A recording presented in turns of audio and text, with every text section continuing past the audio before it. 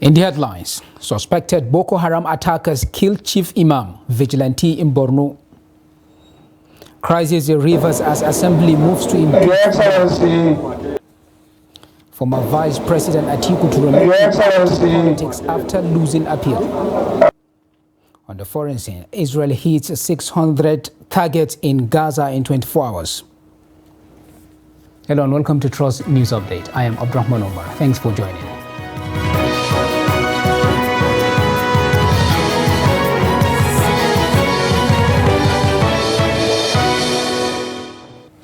And now we begin the news with security matters, as some attackers suspected to be Boko Haram insurgents have reportedly killed the chief imam of Kaga, Imam Gwani Mukhtar, and a vigilante in Kaga local government area of Borno State. It was learned that the insurgents in the Volkswagen Golf stormed the imam's residence at Malamti and outskirts of Beni Sheikh at about 12:30 a.m. on Monday. A civilian joint task force source told Daily Trust that the mode of operation was purely that of insurgents. He said one of the vigilantes on duty was forcefully taken away by the attackers, adding that this is the second chief imam that was killed in Kaga within 2 months. According to the civilian GTF, the root cause of the incident could not be immediately ascertained.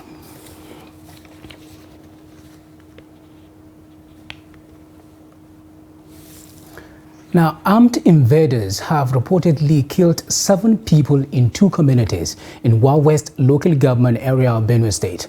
Locals said that the attacks occurred on Sunday in Segamba community and another settlement along Naka Agagbe, both in West local government area.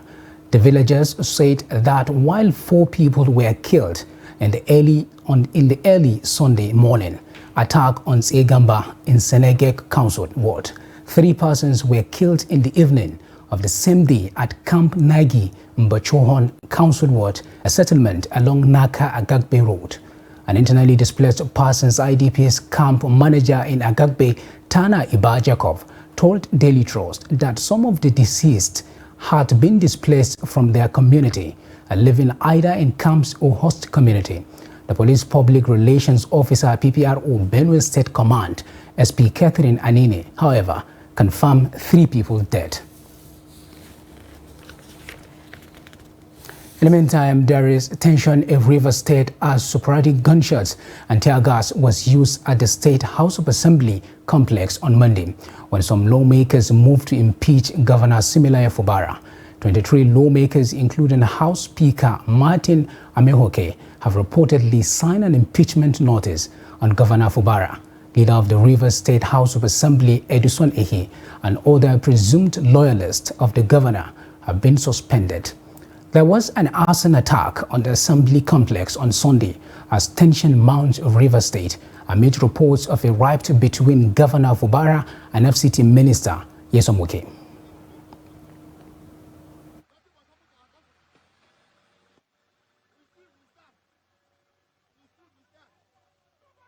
I'm calling on the security agency. From what I've seen, the security agency even compromised. Yeah, exactly.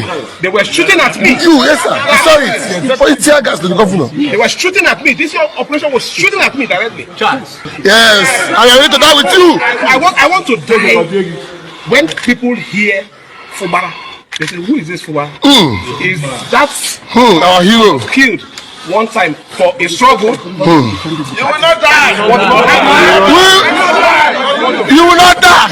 I am not against anybody. I am not planning anything against anybody. But I don't know where all these things are coming from. Let it be put on record. Whoever masterminded this thing is trying to shift. I had some people gathered here to do whatever. That is purely rubbish. Purely rubbish. You cannot sit when. Earlier, we spoke to Victor Dozie from Port Harcourt. Now gives us an update on the incident.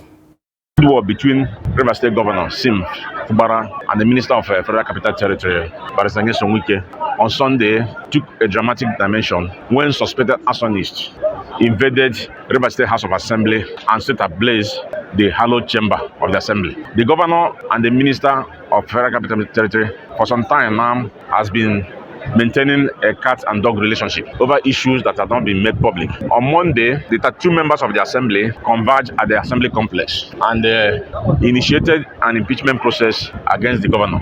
But before then, the majority leader of the assembly, who is said to be very, very loyal to the governor, were removed as the leader of the assembly. Announcing the removal of the leader of assembly, Edis Ehi, the speaker of the River State House Assembly, Honorable Martins Amekule, said that the majority leader was removed because of his failure to attend the assembly sitting on Monday. While the members of assembly were sitting, hundreds of youths, allegedly loyal to the governor, stormed the assembly and threatened to invade the assembly complex. But they were repelled by security agencies who have cordoned off the entire assembly complex. As I speak now, all the roads leading to the assembly complex located at the popular Moscow Road in Port Harcourt have been cordoned off by police with several armored tanks. The youths of the state who are loyal to the governor have equalized government house, Port Harcourt, and barricaded the entrance to the government house. The youths are saying that it is too early to impeach a governor who has spent barely 7 months in office. The youth say that the governor has not committed any impeachable offense that would have warranted an impeachment process being initiated by the assembly. As I speak right now, the entire state are under tension. Fierce-looking policemen have taken, position in all the strategic. Now, Abia State Governor Alex Oti says security operatives in the state have discovered 20 decomposing bodies and skeletons during a raid of forest around the Lokpata Cattle Market in the Umuaniochi axis of the Enugu-Port Harcourt Expressway.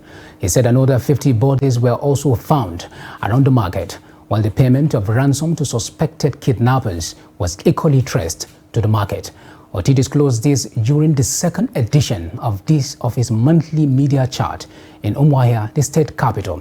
The governor restated the commitment of his administration to restore law and order across Abia State, making it difficult for criminal elements to operate.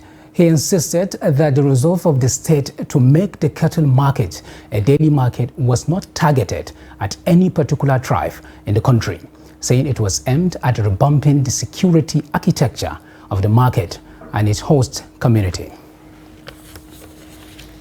Meanwhile, presidential candidate of the People's Democratic Party, PDP, in the February 25th election, Atiku Abubakar, has called for major reforms in Nigeria's electoral law that will fast-track litigation and promote effective electoral processes that will enhance Nigeria's democracy.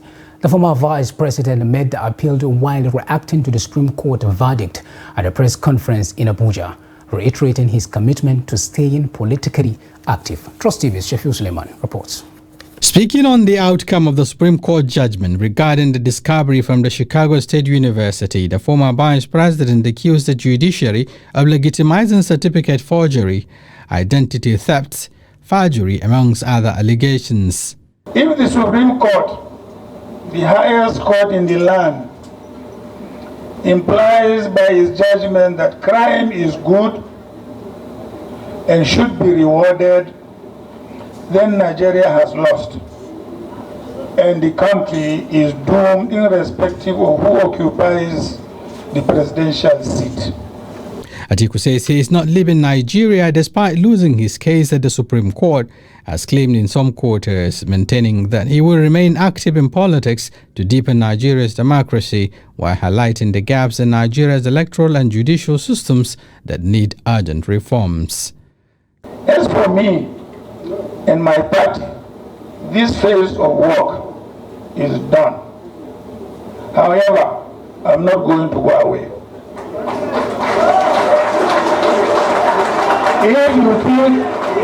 If you think I'm going to go away, forget about it. Also speaking at the conference, the PDP National Chairman Umar Damagun says the PDP, as the main opposition party, will not be deterred by the Apex Court judgment on the outcome of the presidential election. Instead, it will remain resolute in the task of rescuing the country from bad governance. We may be disappointed But one thing I want to reiterate here is that we are not deterred. We are not deterred because we know what is on the ground, we know what happened, and they said only the truth can reign. The PDP presidential candidate who came second in the February 25 election was at the Supreme Court to challenge the verdict of Presidential Election Court affirming President Bola Tinubu's mandate as he sought to admit his findings at the CSU on alleged certificate forgery, which was turned down by the Apex Court. Shafiu Suleiman, Trust TV News, Abuja. Now, members of the Parliamentary Staff Association of Nigeria in Imo State on Monday shot the gates to the Imo State House of Assembly following the expiration of the ultimatum for the implementation of financial autonomy in legislative houses in the country. The situation, which developed into a protest in front of the Assembly, prevented the lawmakers from accessing the chamber. At the commencement of the nationwide industrial action on Monday, Umaru Farouk Haruna, Chairman, Person Edo State Chapter, said the protest is aligned with the directive of its national president. He added that the nationwide peaceful protest was being complied with by Edo State Person members after the expiration of 2 days ultimatum given to the government and governors of the 36 states to implement autonomy in all legislative houses of the country, which was further extended by 1 week and ended October 27, 2023. In another development, 5 suspected rapists have been arrested by the Nasarawa State Command of Security and Civil Defense Corps. Public Relations Officer of the command, Jerry Victor, made this known while parading the suspects in Lafayette. Abubakar Abdullahi sent in the report as presented from our studio. Parading the 5 suspected rapists, the Public Relations Officer of Nasarawa State NSCDC Command, Jerry Victor, said the suspects committed the offences at different times in Nasarawa, Egon, and Awe local government areas of the state.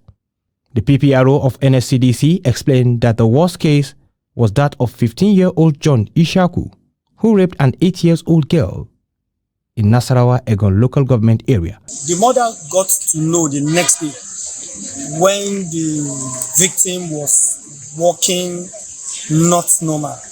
And immediately when she inquired from the little girl, it was when then the little girl now have to open up to her that this is what the suspect John Ishaku did to her. Upon examination, she got to understand that there was a tear in her private part, and she rushed her to the hospital.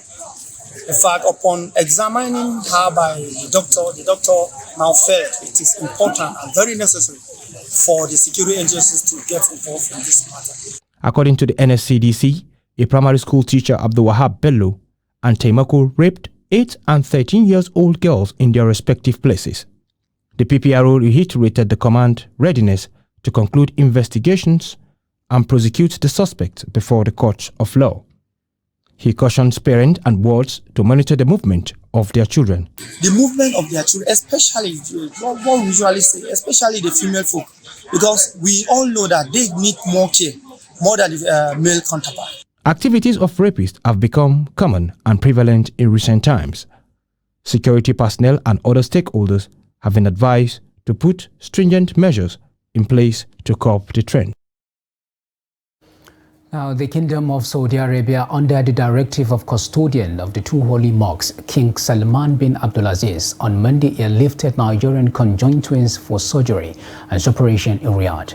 King Salman Humanitarian Aid and Relief Center, KSA Relief, will facilitate a complex surgical separation for the Nigerian conjoined twins Hassana and Hussaina Hassan Isa from Kano, who are joined at the chest and share vital organs, making their separation a medically intricate and challenging procedure. According to the Saudi embassy, the story has captured the hearts of millions worldwide.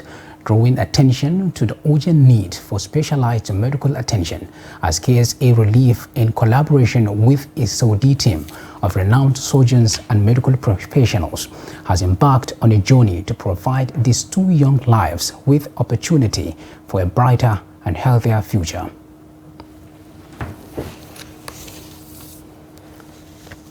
You're watching News Update on Trust TV, coming off after the break.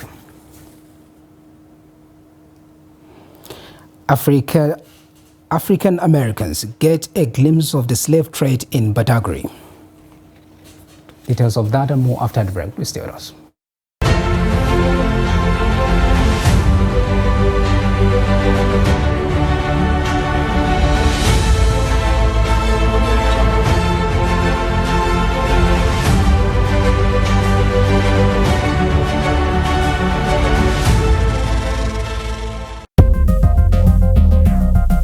This is Trust TV, documenting the Nigerian story.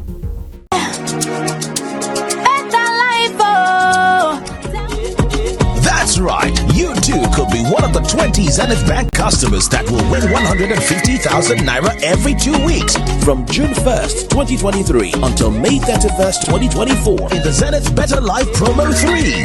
To qualify, simply open a Zenith Bank account. For more information, visit www.zenithbank.com/betterlife. Live the better life with Zenith Bank. It was never a consensus. We did all our best. You see, in politics, you give your contribution to the best of your ability. If you want, I'll forward to you this statement. You go to this bank and verify. But there are people who say not spending money is not about you in itself. Let me finish. But there's so much to be done. Let me finish. Now, you don't allow me to explain myself. The recent development shows abductions are now a factor of informants embedded in community. It's not about the people of Katsina to say that, no, during my administration I was able to stop insecurity. No, it's about collective responsibility for all of us. And what we should ask ourselves is not what has been seen, is the life better? Are there more people who are unemployed who are not become employed? Is the level of corruption has gone down? Is there inclusion? All those issues. We're actually a gas country with associated oil. Our focus has always been on oil, that we have never paid significant attention to gas. To do it effectively, we need to have honest conversation with ourselves. Government needs to come down from its high horse and communicate with the people and build trust. There must be a solution. We cannot continue this way. They must come back to the table and agree. So whose child will do deny education? All these children that sit for jam, they want to go to higher institutions. But just a short while ago you were saying that why bring 10 children when you cannot cater for them? So why bring more universities when you cannot cater for the existing?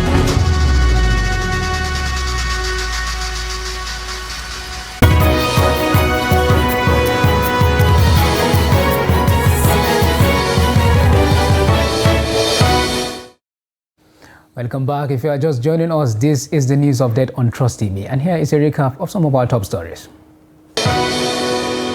Suspected Boko Haram attackers kill Chief Imam Vigilante in Borno. National Working Committee of Great Party. As Assembly moves to impeach Fubara. Now to other stories. The Speaker of the House of Representatives, Tajuddin Abbas, has emphasized the need for a regulatory framework for emerging technologies like artificial intelligence, AI, and robotics. He made this known at the 2022-2023 convocation ceremony of the National Institute for Legislative and Democratic Studies, University of Benin. According to a statement by his special advisor on media and publicity, Musa Abdullahi Krishi, while the speaker acknowledged the benefits of these technologies, he, however, highlighted the need to prevent their misuse and abuse. He noted that technological innovations such as AI present opportunities for better healthcare, safer transport, more efficient manufacturing, and cheaper energy.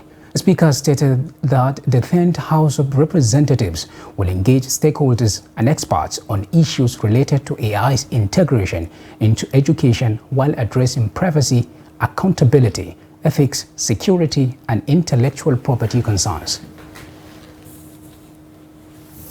Memories of centuries of transatlantic slave trade were revived last weekend during the Diaspora Do of Return Festival at Badagry, Lagos State. The festival was witnessed by several African Americans who trooped into ancient historical city of Badagry to tour the transatlantic slave route in trace of their ancestry. Abdulatif Aliyu files in the report as presented from our studio. Africa and Nigeria in particular experienced centuries of transatlantic slave trade, which involved the transportation of slaves captured or sold out to slave trade through the sea. The slave traders, mainly from America, Portugal, Brazil and European countries, were historically known to ship their victims out of Nigeria through Badagry, the ancient city of Lagos, which is full of relics from the 16th to the 19th century. The festival portrays the tragedy of the transatlantic slave trade, exposing man's inhumanity to man and the dehumanization suffered by the progenitors of the African descent in the hands of the slave traders. Many African Americans were on ground to tour the routes where captured slaves were taken through to the point of no return in the Atlantic Ocean.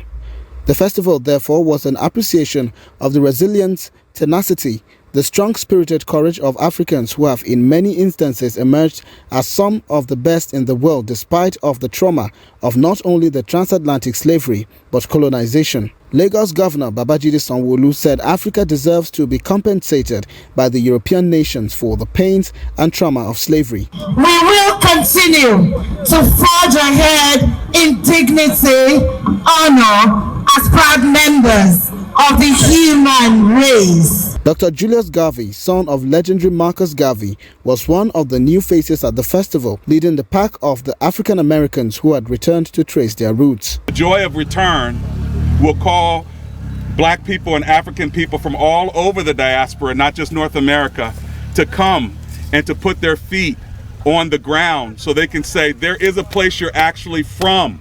Cool. And it's not a color, it's a continent and maybe a country. It could be Senegal, it could be Ghana, it can be Nigeria, it can be Kenya, it can be anywhere.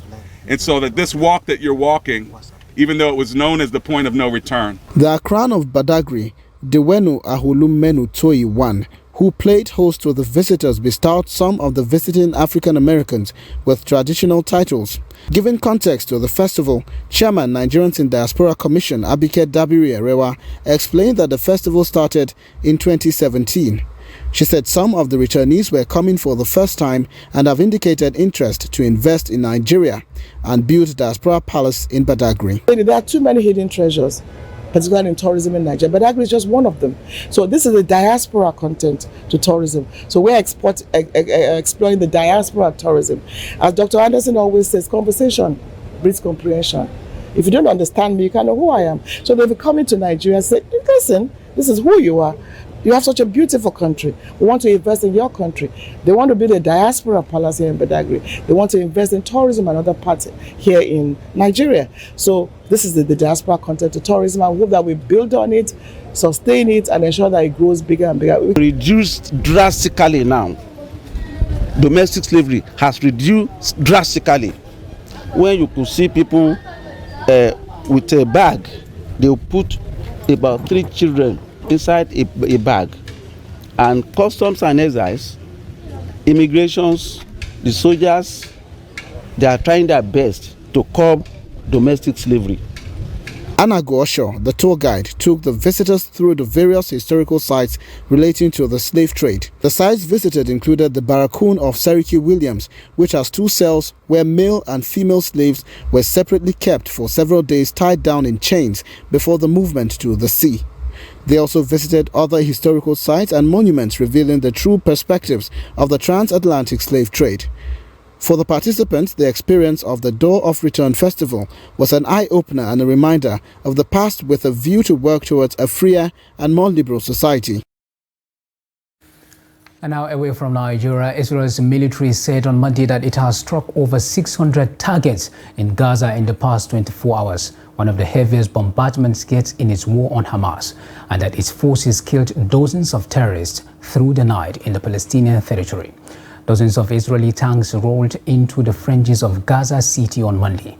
The city is usually the most densely populated urban area in the territory, but many residents have left following repeated Israeli evacuation orders. Hamas said on Sunday that it was engaged in a heavy fighting with Israeli troops on the ground in northern Gaza. Meanwhile, the UN said 33 trucks carrying water, food, and medical supplies had entered Gaza from Egypt on Sunday. It is one of the largest humanitarian aid deliveries to date, but still far short of the 100 trucks per day that aid groups say are needed. Phone and internet services were gradually returning to Gaza after an almost complete communications blackout that began late Friday evening following intense Israeli airstrikes.